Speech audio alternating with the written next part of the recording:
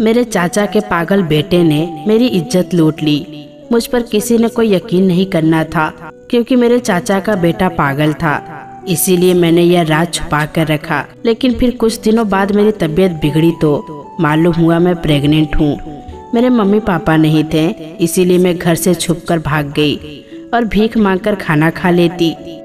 जब 9 महीने बाद मैंने उस बच्चे को जन्म दिया तो बच्चे को देखकर मेरी रूह कांप गई, क्योंकि वो तो मेरा नाम अनु है। मैं दिल्ली की रहने वाली हूँ। हम 2 बहन भाई हैं। मेरे पापा बाहर विदेश में रहते थे। मेरी माँ इस दुनिया में नहीं है। कुछ दिन पहले मेरे दादा की तबीयत ठीक नहीं थी, इसीलिए मैं दिल्ली आ गई, क्योंकि मेरे पापा सफ़र नहीं कर सकते थे। वो बीमार रहते थे, इसीलिए मुझे आना पड़ा।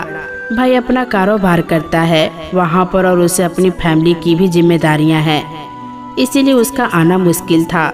मुझे लेने के लिए मेरी चाची और मेरी बुआ एयरपोर्ट आई।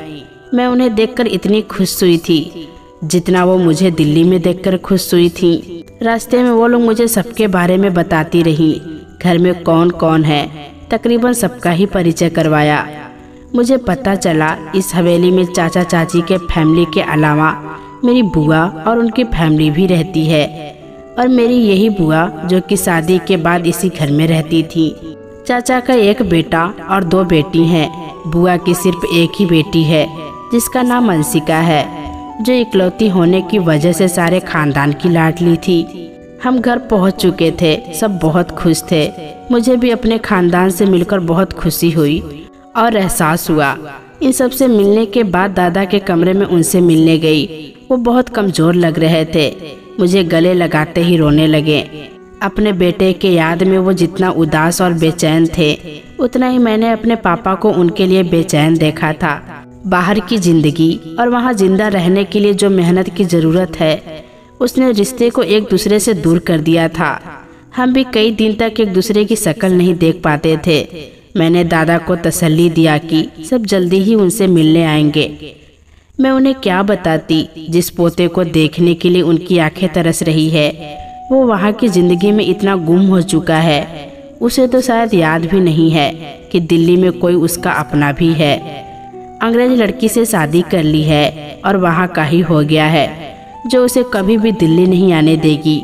दादा से बातों में वक्त का पता ही नहीं चला। मेरी बुआ मुझे खाने पर बुलाने आई और खाने की मेज पर सबसे मुलाकात हुई। वहाँ चाचा के बच्चे भी मौजूद थे। उनका रवैया काफ़ी अजीब था। मैंने भी खामोश रहना ही बेहतर समझा। कुछ दिन में मुझे पता चल चुका था कि लोगों को मेरा यहाँ आना अच्छा नहीं लगा। मैं जब भी उन लोगों के साथ बैठती, वो लोग अजीब सा महसूस करते और वहाँ से उठकर चले जाते। मैं हैरान थी कि उनसे इस रवैये से मैं सबके लिए जो तोहफे लाई थी, वो उन सबको दूं या ना दूं। मैं चाचा के बेटे महेश का गिफ्ट देने उसके कमरे में गई तो वो कमरे में मौजूद नहीं था। वो कमरा बहुत खूबसूरत था। मैं उसकी तारीफ किए बगैर रह नहीं सकी।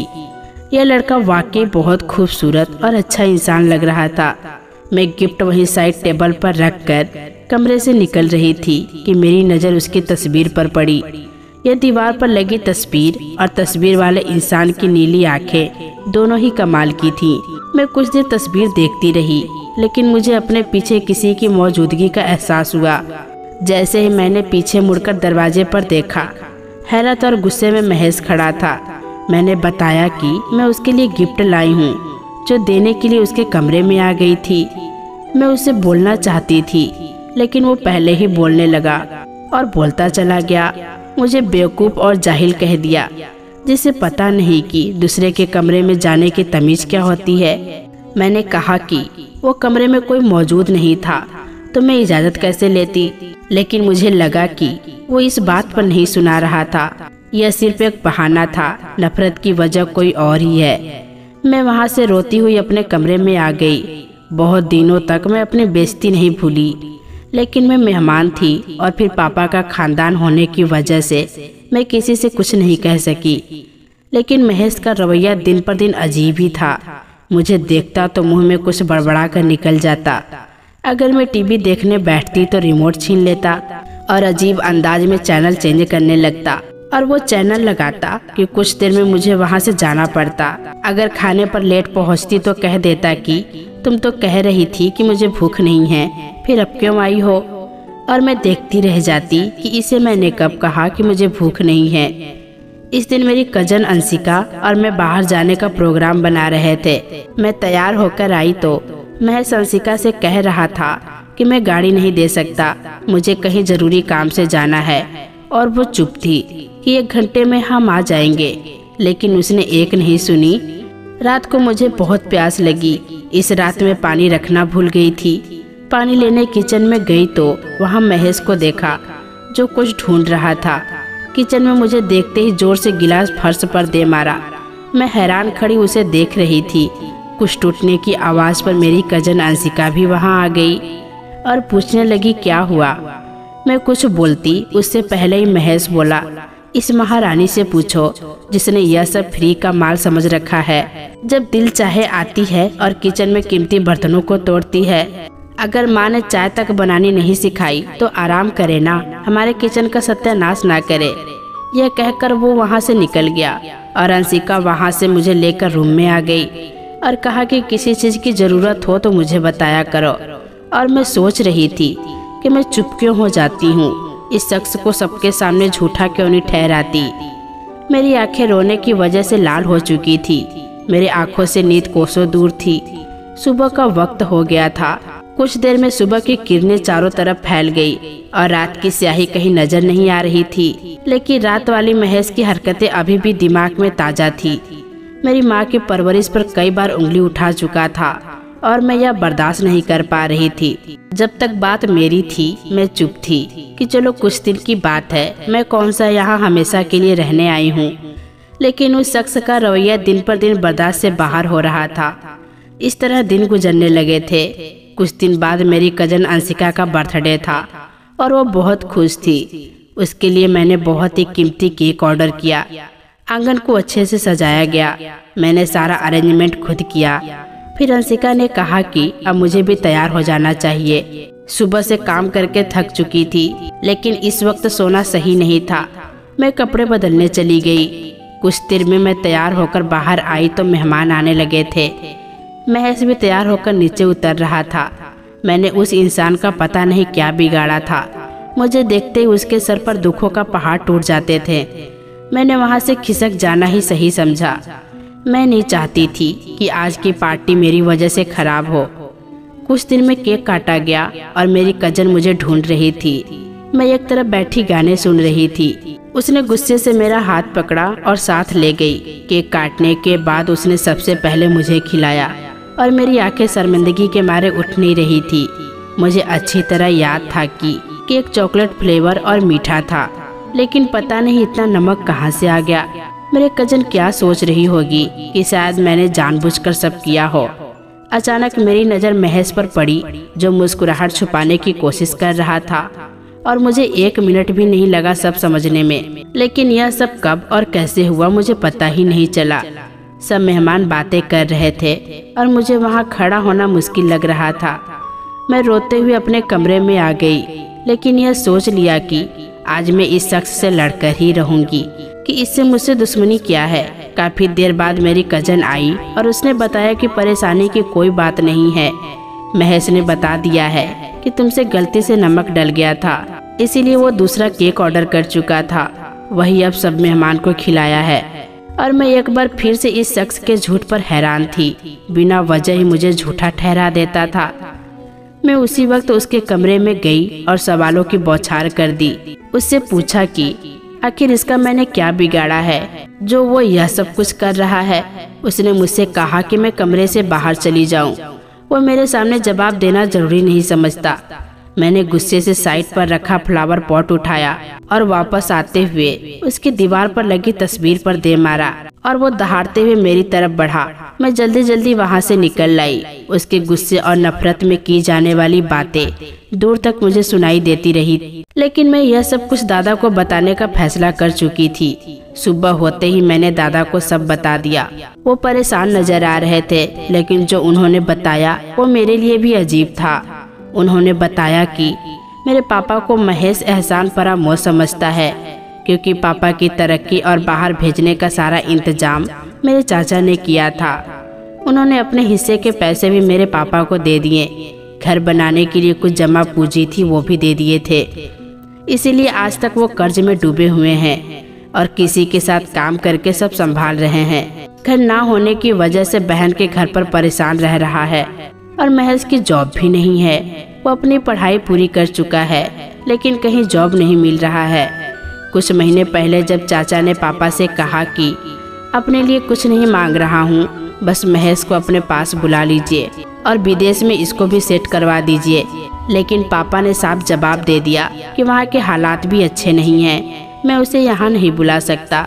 तब महेश को नफरत हो गई मेरे पापा से और मेरी सारी फैमिली से। मुझे भी बहुत दुख था कि पापा इतने एहसान फरामोश कैसे हो गए। उन्होंने वाकई अच्छा नहीं किया था। मैं भी महेश से नफरत करने लगी थी, लेकिन अब मुझे उससे हमदर्दी महसूस होने लगी थी। सुबह नाश्ते की मेज पर आए, आज मुझे उसके रवैया पर गुस्सा नहीं आ रहा था। वो आज कहीं जॉब इंटरव्यू के लिए जा रहा था। मैंने भी उसे बेस्ट ऑफ लक कहा तो हल्की सी मुस्कुराहट से मुझे देखा और कहा, एहसान फरामोश लोगों की दुआएं स्वीकार नहीं होती। और मैं अपना उदास सा मुंह बनाकर रह गई। मुझे वाकई समझ नहीं आया कि मैं क्या कहूँ, लेकिन मैं सारा दिन दुआएं करती रही कि ऊपर वाला करे इसे जॉब मिल जाए।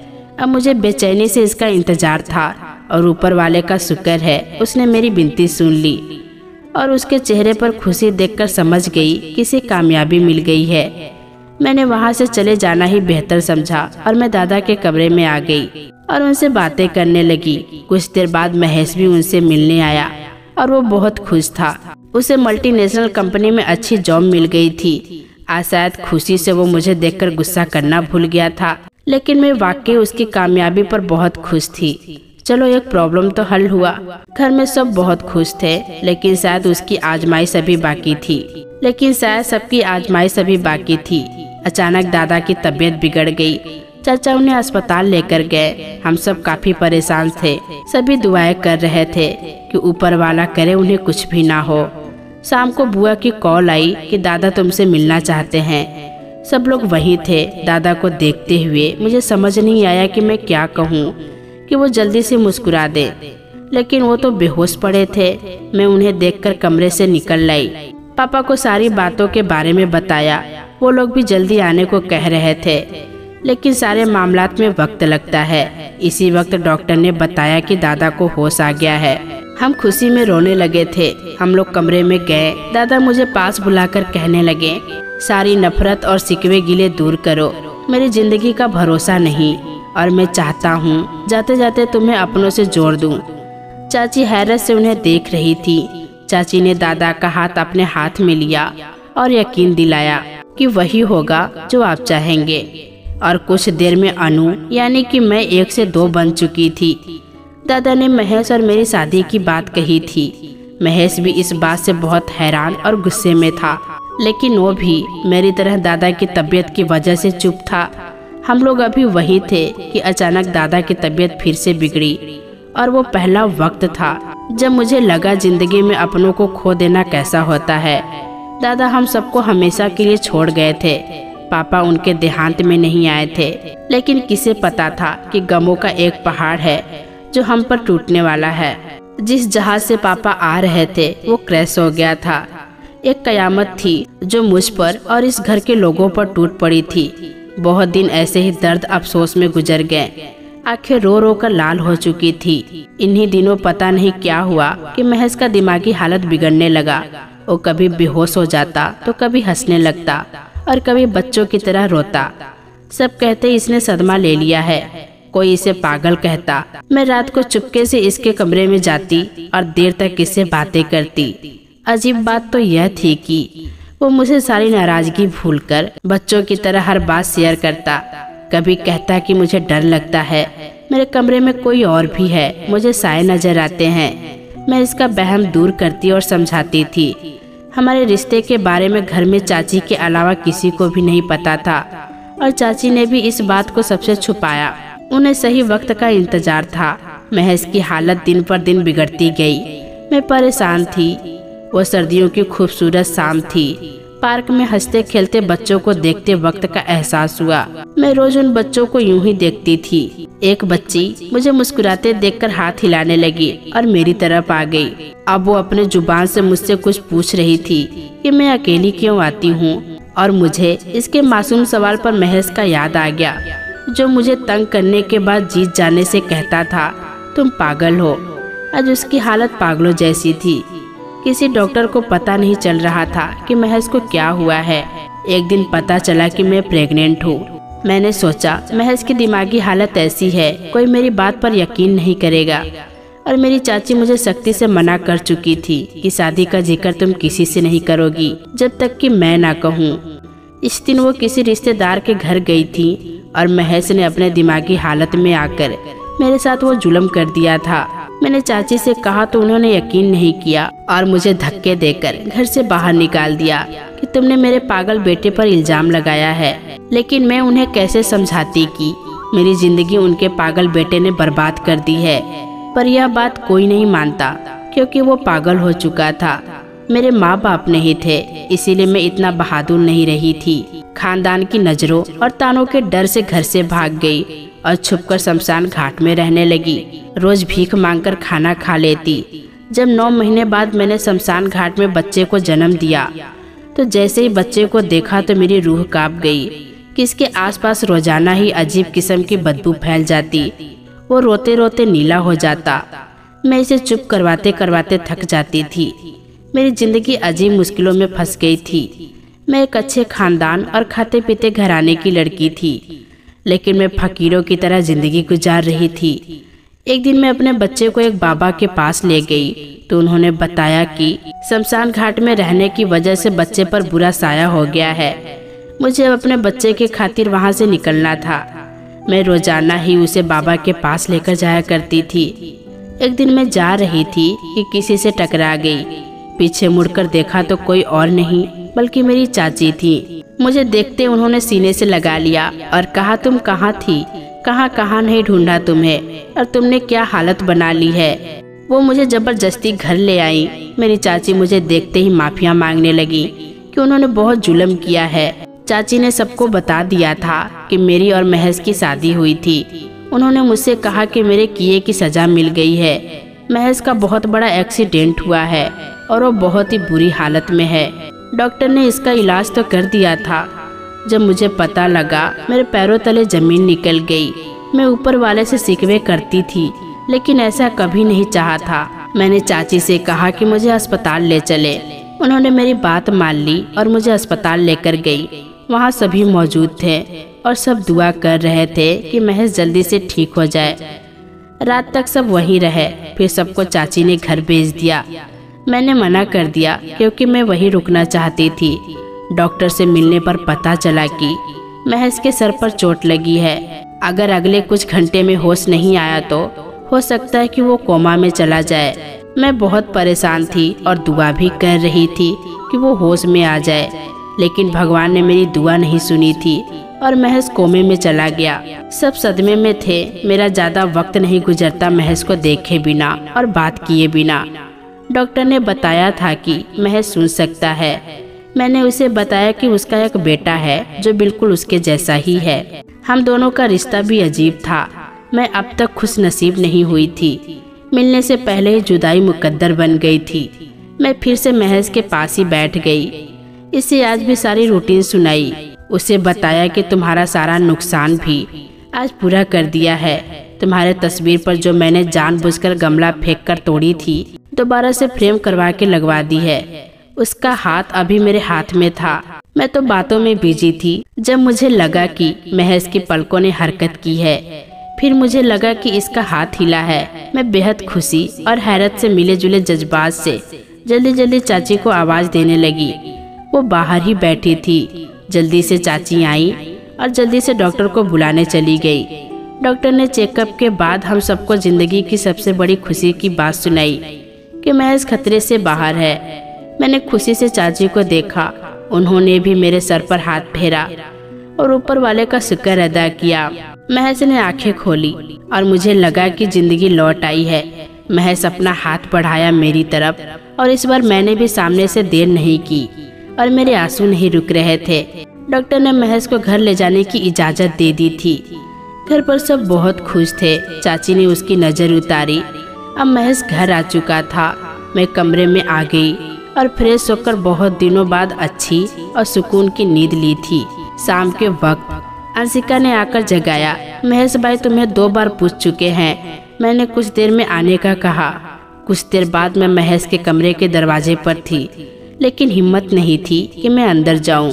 कुछ देर बाद दरवाजा खुला। मैं हैरान रह गई। चाची सामने खड़ी थी। मुझे देखकर पूछने लगी कि यहाँ क्यों खड़ी हो बेटा, अंदर आ जाओ। वो कहकर चली गई। सामने महेश मुझे ही देख रहा था। देखते ही शुरू हो गया, तुम कहाँ गायब थी? तुम्हें पता भी है कि मेरी दवाई वक्त पर देनी है, तुम्हें मेरी फिक्र भी है, तुमने मुझे खाने का भी नहीं पूछा। मैं हैरानगी और खुशी के मिलते जुलते अंदाज से उसे देख रही थी, लेकिन आज उसका बोलना बहुत अच्छा लग रहा था। मैंने भी मुस्कुराकर उसे कहा, तुम बोलते हो तो अच्छे लगते हो, चुप अच्छे नहीं लगते हो। महेश पर किसी ने काला जादू कर दिया था। जादू ऐसा था कि महेश की दिमागी हालत खराब हो गई थी। बाद में किसी बाबा के पास उसे ले जाया गया तो जादू खत्म हुआ, लेकिन तब तक बहुत देर हो गई थी। महेश का एक्सीडेंट हो गया था। उसकी दिमागी हालत की वजह से उसने जानबूझकर गाड़ी एक पेड़ पर मारा था, लेकिन अब वो बिल्कुल ठीक है और हम लोग अपनी जिंदगी में बहुत खुश और बहुत आगे बढ़ गए हैं। तो दोस्तों, कैसी लगी ये कहानी कमेंट बॉक्स में ज़रूर बताइएगा। फिर मिलेंगे दोस्तों अगली वीडियो के साथ। तब तक के लिए अपना ख्याल रखना।